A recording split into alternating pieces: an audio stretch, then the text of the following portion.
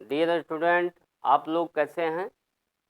आइए, आज का जो टॉपिक है वो है प्रकाश का विवर्तन। तो जैसे हम लोग व्यतिकरण पढ़े हैं, व्यतिकरण इंटरफेरेंस, तो यंग एक्सपेरिमेंट में बताया गया कि उसमें दो जो है ये पर्दा होता है।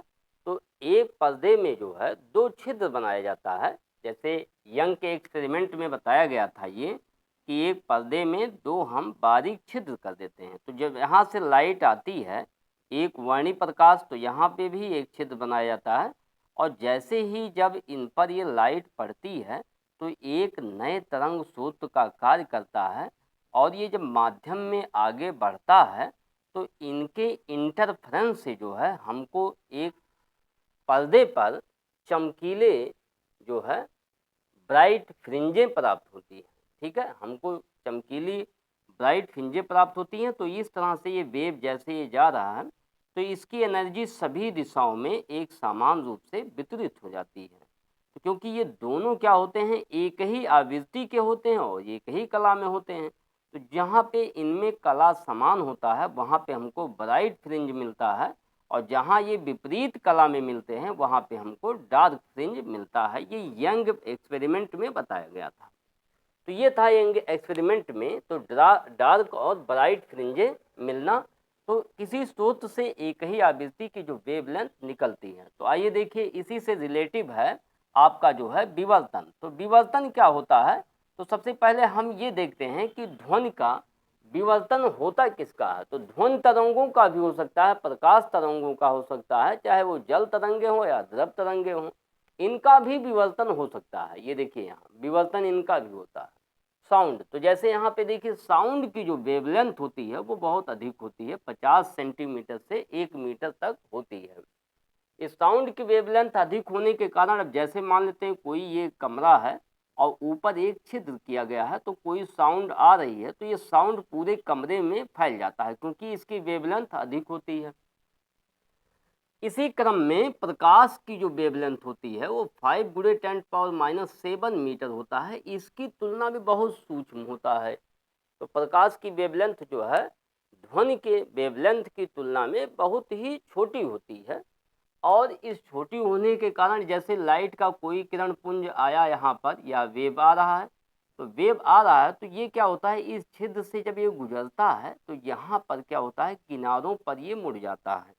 तो जैसे हाइगेंस के सिद्धांत के अनुसार ये किनारों पर क्या होता है, ये आपको कुछ इस तरह से यहाँ पर एक चमकीला फ्रिंज दिखाई देता है। यहाँ चमकीला, यहाँ पर आपको गोलाकार भाग दिखाई देता है लाइट का। तो इसे जो होता है, ये प्रकाश जो है इसको इस तरह से आना चाहिए, ऐसे इस भाग से, तो यहाँ पे आपको दिखाई देता है। तो ये प्रकाश का जो है यानी किनारों से मुड़ना ही क्या कहलाएगा, विवर्तन कहलाता है। तो जो लाइट आ रही है यहाँ पर, ये किनारों से जैसे ही मुड़ जाती है, इसी को हम कहते हैं विवर्तन। ठीक है, तो ये जो लाइट आ रही है यहाँ पर, ये तिरछ भागिनी कोई स्रोत से जब ये आ रही है तो यहाँ से जैसे आ रही है तो ये किनारों पर ही मुड़ जाती है। तो जैसे यहाँ से ये वेव आ रही है, या इसको हम यहाँ रेज कहें या वेव कहें यहाँ पर, तो यहाँ जो तिरछ भाग होता है यहाँ से, इस तिरछ भागिनी किनारों से ये लाइट क्या होती है, मुड़ जाती है। तो किसी तिरछ भाग या किनारों से प्रकाश के मुड़ने को ही हम क्या कहते हैं, विवर्तन कहते हैं। तो यहाँ हाइगेंस के सिद्धांत पे अगर हम इसे समझें, तो हाइगेंस के सिद्धांत के अनुसार अगर कोई वेव आ रही है तो तरंग के रूप में हम यहाँ पर ऐसे दिखाते हैं। तो यहाँ पर मान लेते हैं एक वेव फ्रंट है, यहाँ पर बहुत से कण हैं और सब क्या है, कंपन की समान कला में है। तो यहाँ से जो ये कण होते हैं एक नए तरंग स्रोत का कार्य करेंगे और माध्यम में आगे इसी तरह से बढ़ते चले जाएंगे और यहाँ पर भी ऐसे बढ़ते चले जाएंगे। तो यहाँ तो जितने भी यहाँ पर जो कण हैं सभी में ये क्या होने लगेगा, यहाँ पर इनका भी क्या होगा, यहाँ इंटरफ्रेंस होने लगता है, सुपरपोजिशन। तो यहाँ पर सुपरपोजिशन के बाद इनका इंटरफ्रेंस होगा। इंटरफ्रेंस के दौरान जो है इनकी प्रकाश की जो तीव्रता होगी वो कुछ बिंदुओं पर बढ़ेगी और कुछ बिंदुओं पर घटेगी, जिसके फलस्वरूप हमको ब्राइट और डार्क फ्रिंजें प्राप्त होती हैं। तो इसी में व्यतिकरण और विवर्तन में खास ज़्यादा अंतर नहीं है। लेकिन इसमें केवल अंतर यह है कि इसमें एक ही स्लिट होता है, वो यहाँ पे जो पॉइंट होता है यानी जो ये तरंगाग्र बनता है, वेव फ्रंट पे जितने कण होते हैं वो एक नए तरंग स्रोत का कार्य करते हैं, जिसके फलस्वरूप हमको यहाँ पर फ्रिंज प्राप्त होता है। जबकि व्यतिकरण में एक ही स्रोत से तरंगे चलती हैं, लेकिन वहाँ दो स्रोत बनाया जाता है, तो दोनों स्रोत से जो वेव चलती हैं उनमें इंटरफ्रेंस होता है। इनमें जो है बहुत से कणों से जो सेकेंडरी वेव चलती है उसके कारण जो है इंटरफ्रेंस होता है, यही विवर्तन में अंतर है। तो व्यतिकरण और विवर्तन में इतने ही अंतर है, पाठांतर इसमें भी ज्ञात करना है। तो आइए सबसे पहले यहाँ देखते हैं। तो यहाँ जो विवर्तन होता है वो विवर्तन मुख्य रूप से दो प्रकार का होता है, एक फ्रेनल विवर्तन होता है, एक फ्राउनहोफर विवर्तन होता है। तो फ्रेनल विवर्तन में क्या होता है, तो फ्रेनल विवर्तन में स्रोत और पर्दे के बीच में कोई लेंस नहीं लगा होता है, केवल एक जो है अवरोधक होता है, जिसमें अवरोधक मतलब ये जो आपका अवरोधक में एक कोई पर्दा है, इसमें बारीक छिद्र किया गया है, बस केवल ये होता है, पर्दा होता है और ये पर्दा रहेगा, और इसमें जिसमें संकीर्ण छिद्र बनाया जाता है वो होता है, स्रोत होता है, इसमें कोई लेंस नहीं लगा होता है। जबकि फ्राउनहोफर विवर्तन में दो लेंस लगे होते हैं, एक लेंस L1 और एक लेंस L2 लगा होता है। फ्राउनहोफर विवर्तन क्या होता है, अनंत से, फ्राउनहोफर जो विवर्तन होता है उसमें माना गया है कि अनंत से जो रेज आ रही है उसके कारण जो है विवर्तन हो रहा है। तो यहाँ पर जैसे स्रोत है, तो इस स्रोत में इस लेंस के हम जब इस स्रोत को इसके फोकस पर रख देते हैं, तो यहाँ से जो रेज चलेगी वो क्या हो जाएगी, मुख्य अक्ष के पैरेलल हो जाती है, और पैरेलल होने के बाद यहाँ से निकलेगी। तो यहाँ पे भी जैसे एक रेज आ रही है, तो ये भी जो है मुख्य अक्ष के पैरेलल हो जाती है, और पैरेलल ये रेज होने के बाद लेंस L2 से होकर ये कहाँ जाएगी, पर्दा L2 यानी जो आपका पर्दा यहाँ पर बना हुआ है, ये इस पर्दे पर जाकर फोकस होगी, क्योंकि मुख्य अक्ष के जो समांतर जो रेज आती है वो कहाँ पे केंद्रित होती है, फोकस पर केंद्रित हो जाती है। तो ये फोकस आपका जो पर्दा मान लेते हैं यहाँ पर बन रही है, ठीक है। इस तरह से अब मान लेते हैं यहाँ पर सेकेंडरी वेव, यहाँ पर बहुत से कण हैं, अब यहाँ से मान लेते हैं ये 3 कण हैं, यहाँ पर एक कोई नाम दे दें इसमें। अब इसमें एक जो इनिशियल पॉइंट आपका इनिशियल है यहाँ से, तो यहाँ से जो रेज आई वो सीधे निकल गई, और ऊपर से जो रेज आ रही है वहाँ से लाइट ये यहाँ पर बिंदु ओ पर केंद्रित कर दे रहा है, ठीक है। तो बिंदु ओ पर केंद्रित कर दे रहा है, तो यहाँ से डिफ्लेक्शन यहाँ पर जो है ये सेकेंडरी वेव जो होगी वो सभी दिशाओं में फैलती है। तो यहाँ से होकर आई और इस पॉइंट पर मिली, यहाँ भी उतने एंगल पे, क्योंकि ये फेस में इक्वल होते हैं, तो यहाँ से आकर ये यहाँ पॉइंट पे मिलेगा यहाँ से, और ये फिर उतने पॉइंट पे यहाँ से भी निकलेगा और जाके ये कहाँ मिलेगा, यहाँ पर। ये जो आपका P पॉइंट यहाँ पे माना जा रहा है, ये P पॉइंट ये जाके इसी P पॉइंट पर मिलती है, ठीक है। तो यहाँ पे P पे आपको मिलेगा क्या, यहाँ पर देखिए अब क्या हो रहा, तो जो ये लाइट आ रही है, तो यहाँ पर अगर इसको हम नाम दे दें AB, संकीर्ण छिद्र यहाँ पर AB है, और इसकी लंबाई हम मान लेते हैं स्मॉल a है, ठीक है। इसकी लंबाई कितनी मान लेते हैं, स्मॉल a है, और यहाँ पर बहुत ढेर सारे कण हैं, और ये सब कण क्या हैं, एक सेकेंडरी वेव का काम करते हैं, सेकेंडरी वेव। और यहाँ से जो तरंगे चलती हैं उनके इंटरफ्रेंस के कारण जो है यहाँ पर आपको पर्दे पर यहाँ कुछ डार्क और ब्राइट फ्रिंजें दिखाई देती हैं। तो सबसे पहले हम यहाँ देखिए AO, यहाँ जो ये वेव आ रही है, इस वेव के बीच का पाथांतर क्या होगा, इस वेव के बीच का जो पाथांतर होगा, जो पैरेलल रेज आ रही है उसके बीच का पाथांतर हो जाएगा 0। तो यहाँ पर अगर AO माइनस हम लिखें OB, तो इसके बीच का पाथांतर क्या है, 0 है। तो जब 0 है तो यहाँ पर हमको एक ब्राइट यानी केंद्रीय उच्चिष्ट फ्रिंज कहेंगे इसको यहाँ पर। तो सभी लाइट यानी जितने भी कण से जितनी भी लाइट चलेगी, ये पैरेलल जितनी भी रेज होंगी सब आके ये बिंदु O पर मिलने लगती हैं। तो बिंदु O पर हमको एक बहुत चमकीला फ्रिंज दिखाई देता है, ठीक है। अब यहाँ पर क्या होगा, अब यहाँ से जो सेकेंडरी वेव है, तो ये जैसे समान रूप से वितरित होता है, तो ये यहाँ चलेगा तो एक दूसरा भी यहाँ से चलेगा और तीसरा भी यहाँ से चलेगा। जैसे जल में वेव की तरह होता है, तो जल में जैसे तरंगे चलती हैं तो समान रूप से जो एनर्जी होती है चारों दिशाओं में एक रूप से फैल जाती है। तो ये एनर्जी जो होती है ये सभी दिशाओं में एक समान रूप से फैल जाती है। इसका कॉरस्पॉन्डिंग मतलब ये चारों दिशाओं में एक साथ फैलता है। तो ऐसे यहाँ पे जो सेकेंडरी वेव निकल रही हैं वो भी एक समान रूप से निकलती हैं और पॉइंट जाके पी पर मिलती हैं। तो पी पर हमको एक डार्क फ्रिंज दिखाई देगा, वो डार्क फ्रिंज को हम क्या कहेंगे यहाँ पर। तो इस फिगर से स्पष्ट है कि यहाँ पर जैसे ये वेव यहाँ से चली तो इसके बीच का जो पाथांतर है वो 0 है, किंतु इसके बीच का जो पाथांतर है उसके लिए हम डेरिवेशन फार्मूला प्राप्त करेंगे। तो यहाँ ए और ओ बी के बीच का पाथांतर क्या है, 0 है। तो 0 पे हमको एक केंद्रीय उच्चिष्ट फ्रिंज प्राप्त होता है। यहाँ प्रकाश की तीव्रता सबसे अधिक पाई जाती है।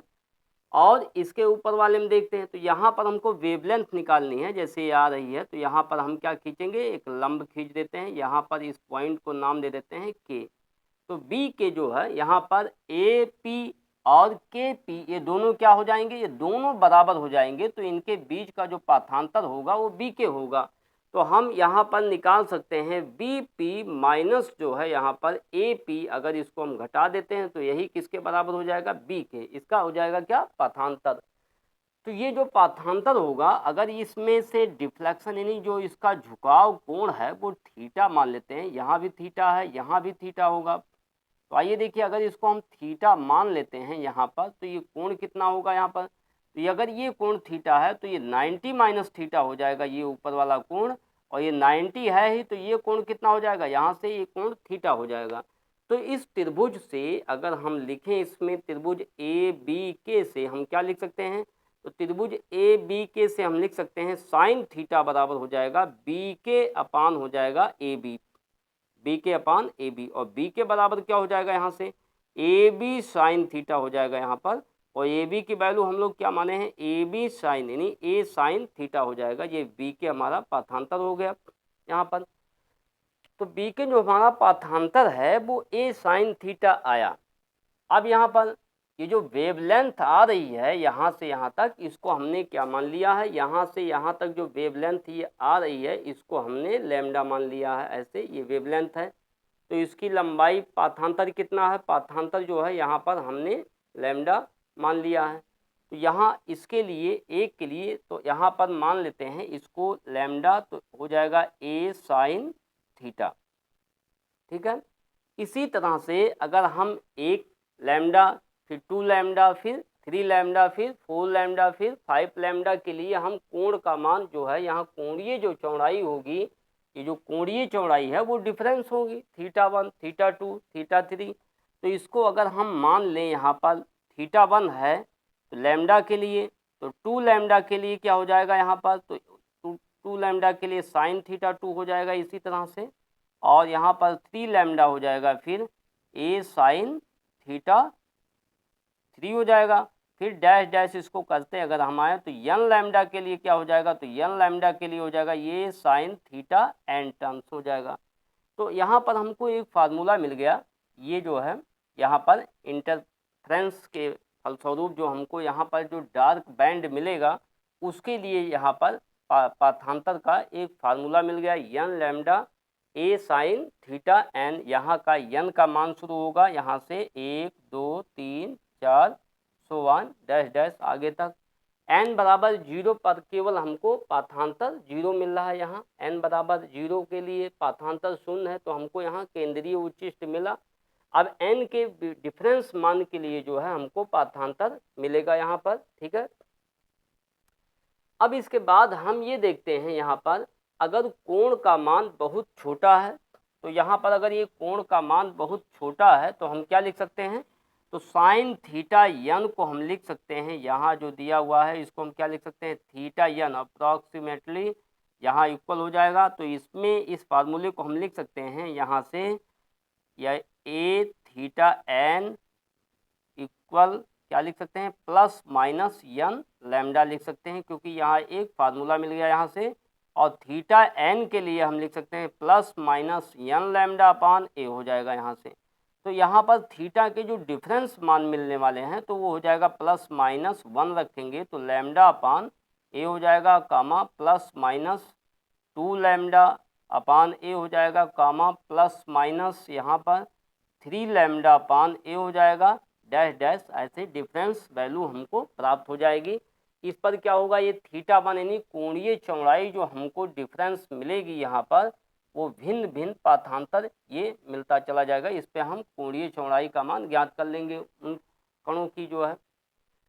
तो इस पे हमको क्या मिलेगा, इस पॉइंट पर इस पे केवल हमको डार्क मिलेगा, इस पे डार्क बैंड प्राप्त होगा। इस पे इसको हम डार्क कहेंगे, सबसे ज़्यादा तेज रोशनी वाली यानी जो लाइट यहाँ सबसे ज़्यादा मिलेगी, उसके बाद वहाँ से कम मिलेगी।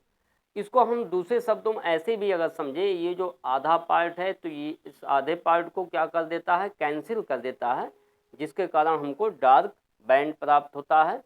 इसी तरह से इसकी लंबाई अगर 2 लैम्डा कर दें, इसके बीच में हम 2 भाग डिवाइड कर दें यहाँ पर, तो एक वेव ऐसे आएगी, फिर ऐसे आएगी, फिर यहाँ से इस तरह से बन जाएगी। ये जो है दूसरी वेव जो आएगी, जैसे यहाँ से देखें अगर तो एक वेव इस तरह से आई, फिर ऐसे, फिर यहाँ से, तो एक भाग जो है इसको कैंसिल करेगा यहाँ से और दूसरा भाग जो ये भी कैंसिल करेगा। तो यहाँ 2 लैम्डा पे भी हमको क्या मिलेगा, डार्क फ्रिंज मिलेगा। इसी तरह से 3 पे भी मिल जाएगा 3 लैम्डा, तो 3 लैम्डा के लिए यहाँ पर भी जो है आपको क्या मिल जाएगा, वहाँ पर हमको डार्क बैंड ही प्राप्त होता है। तो इनके बीच में अगर हम इसके लिए पाठांतर बनाएं, यहाँ पर देखें इसका पाठांतर क्या होगा, तो इसका पाठांतर यहाँ पे क्या हो जाएगा, तो इसके पाठांतर के लिए यहाँ जो फार्मूला बनेगा इस लाइन के लिए, अगर के पॉइंट हम यहाँ मान लें तो बी के जो इसका पाठांतर होगा वो λ/2 और a साइन थीटा हो जाएगा यहाँ से, ठीक है, a साइन थीटा, तो यहाँ इसका पाठांतर हो जाएगा। तो इसी तरह से अगर हम ये देखें तो हमको क्या मिलेगा, यहाँ थोड़ी सी यहाँ पर रोशनी होती है, ये यहाँ पर डार्क किनारों जैसे यहाँ पे मिला आपको, ये 2 पॉइंट यहाँ पे मिला डार्क पॉइंट, तो डार्क पॉइंट के बीच में हमको एक ब्राइट पॉइंट मिलेगा, यहाँ पर चमकीला बिंदु मिलेगा। अर्थात ये देखा गया कि एक डार्क पॉइंट यहाँ है तो एक डार्क पॉइंट यहाँ भी है, तो इन दोनों डार्क पॉइंट के बीच में लाइट थोड़ी सी आती रहती है, जिसके कारण यहाँ प्रकाश की तीव्रता कम होती है, जो केंद्रीय उच्चिष्ट होता है इससे थोड़ी सी लाइट इसके बीच में कम आती है। तो यहाँ देखिए इसके बीच में कम आती है तो इसकी भी तीव्रता यहाँ पर बनेगी, वो तीव्रता क्या होगा, इसके मिड पॉइंट पे ये मैक्सिमम होती है। तो जैसे यहाँ पर बिंदु ओ पर पाठांतर 0 है, यहाँ पर 0 है, तो यहाँ पर तीव्रता सबसे मैक्सिमम है। अगर इसको हम बनाएं इस तरह से तो ऐसे हमको ये ग्राफ प्राप्त होता है।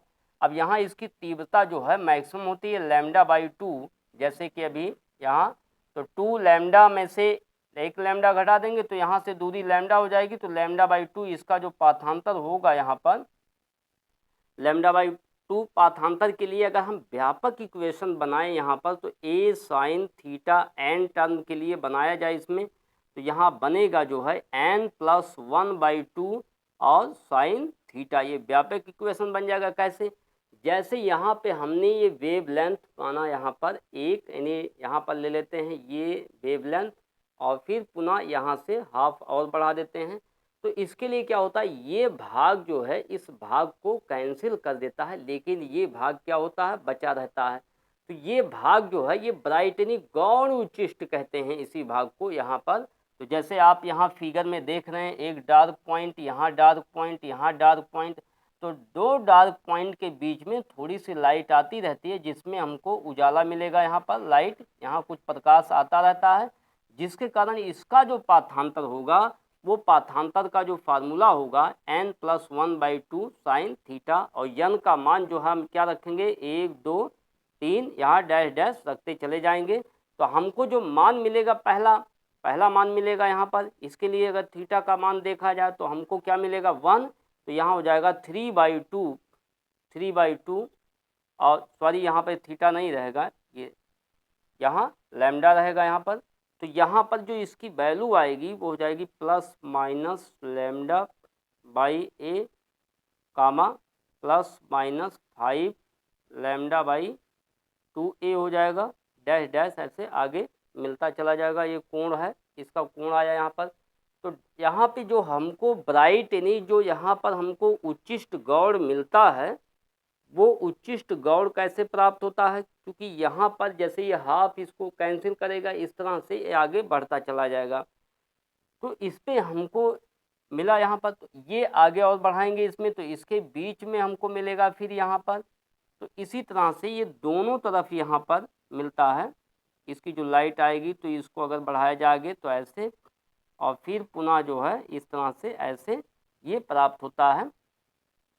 तो यहाँ से इसकी दूरी क्या हो जाएगी, तो यहाँ से जो इसकी दूरी जो कोणीय चौड़ाई हो जाएगी वो 3/2 लैम्डा बाई ए हो जाएगा। यहाँ से 3/2 लैम्डा अपान ए हो जाएगा यहाँ से इसकी जो चौड़ाई हो जाएगी। और दूसरे वाली की जो कोणीय चौड़ाई हो जाएगी जो यहाँ पर बन रहा है, ये जो आपका फ्रिंज है उसका हो जाएगा 5 लैम्डा अपान 2 ये हो जाएगा इसकी कोणीय चौड़ाई। यहाँ से यहाँ तक जो हमने ज्ञात किया, यहाँ पर 5/2 लैम्डा अपान ए, यहाँ से यहाँ तक इसकी कोणीय चौड़ाई हो जाएगी। ठीक है, तो यहाँ से स्पष्ट है। तो यहाँ इसके बीच में देखा जाता है ये केंद्रीय उच्चिष्ट है, जो ये पैरेलल रे जा रही थी, तो यहाँ पे सबसे ज़्यादा लाइट मिली, तो वो लाइट हमने यहाँ पर केंद्रीय उच्चिष्ट इसको कहेंगे।